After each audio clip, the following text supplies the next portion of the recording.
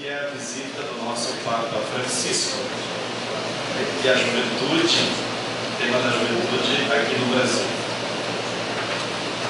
Eu sou uma pessoa que nasci numa família cristã, muitos dos vereadores, e desde cedo, para mim, Jesus Cristo virou, além de uma referência de fé, também foi uma referência política de sociedade. Tenho um colega, já tenho ouvido falar muito, da Frei Beto, que tem escrito bastante, costumava dizer o seguinte, que Jesus Cristo não morreu atropelado por uma carruagem romana na esquina de Belém, e muito menos numa cama, convalescendo de doença ao fim da vida, mas ele morreu crucificado,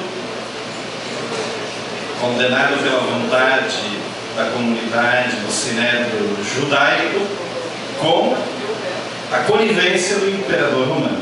Portanto, não só a vida, mas até a morte de Jesus foi um ato político.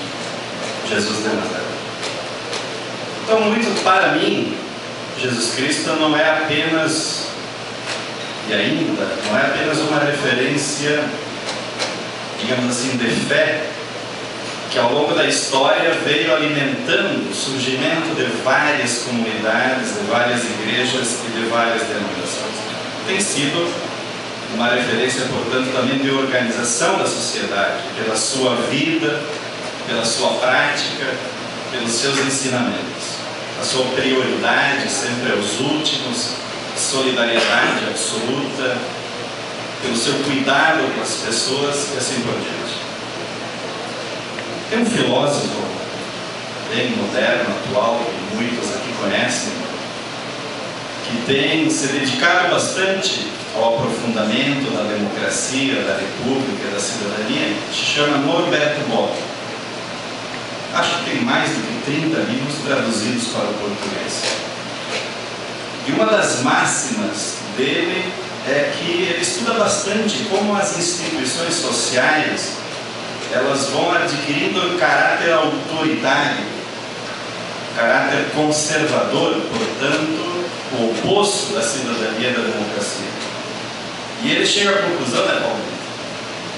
Lá em 96, quando nós fazíamos a pós-graduação em Ciências Políticas, debatíamos muito o Bobbio, ele chega à conclusão que tem 3 instituições sociais que são aquelas que levaram muito tempo, levam e levarão muito tempo para voltar a serem cidadãs e democráticas. E essas 3, dizia ele, seria o exército, o sistema empresarial e as igrejas. As igrejas. E é evidente que acho que das igrejas o exemplo mais claro e mais evidente é da Igreja Católica. Seu caráter autoritário, a sua forma monárquica na Constituição. No entanto, o Concílio Vaticano II da Igreja Católica foi uma tentativa de ruptura com João 23. Mas os papas que o seguiram, Paulo VI, João Paulo II e Bento XVI, foi uma volta à continuidade.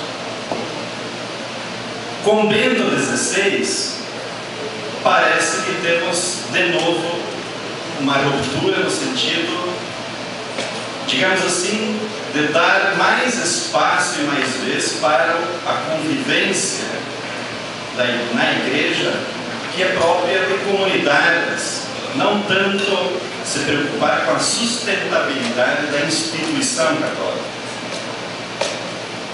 O fato importante foi que no momento da eleição do Papa Francisco, e aliás, vários analistas estão dizendo que o que está ocorrendo na Igreja Católica do Papa Francisco, de certa maneira, é um pré-anúncio do que tem acontecido nas ruas, com as vozes das ruas, no sentido de exigir mais transparência, de exigir maior eficiência, maior efetividade nas políticas públicas, de exigir governos que ouçam mais a cidadania, que ouçam mais as demandas da juventude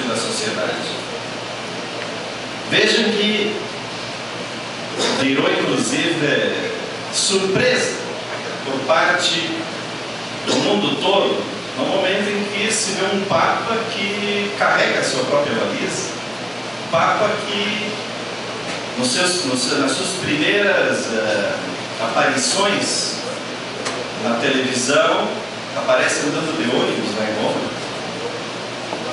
Mas mais forte ainda foi quando quiseram investi-lo como palio. Palio é aquela capinha que os imperadores romanos usavam nas suas manifestações públicas, aquela capinha adornada de ouro.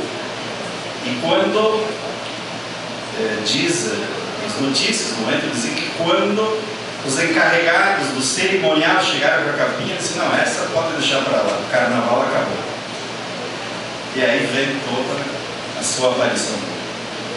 Então é evidente que isso não significa que seja uma mudança radical da instituição católica. Mas na sua figura central, nós estamos notando uma ruptura, uma primazia, digamos, às pessoas, aos valores humanos, ao acolhimento, do que a preocupação com as estruturas e com a sustentabilidade da instituição. E no momento que a Igreja Católica se deparava com profundos problemas, desde pedofilia, desde a questão da lavagem de dinheiro por parte do Banco do Vaticano, e também levando em conta que o Papa, além de ser referência para os católicos, ele também é líder político de um país. O Vaticano é um país, embora seja uma república, é um país. Portanto, alguns dizem: por que o Papa ser recebido por autoridades como a presidente Dilma e outros? Bom, ele é um líder político. E quando ele visita uma nação, ele tem que ser, inclusive, tratado como uma liderança política. Chefe de Estado. Exatamente, essa é a palavra mais correta. Então, com certeza, nós estamos vendo, a imprensa está noticiando, penso que é um sinal de esperança muito grande, que está alimentando a linha das manifestações que vinham ocorrendo no Brasil à visita do Papa. Porque ela poderia ser o contrário. Ela poderia vir aqui e reforçar o poder conservador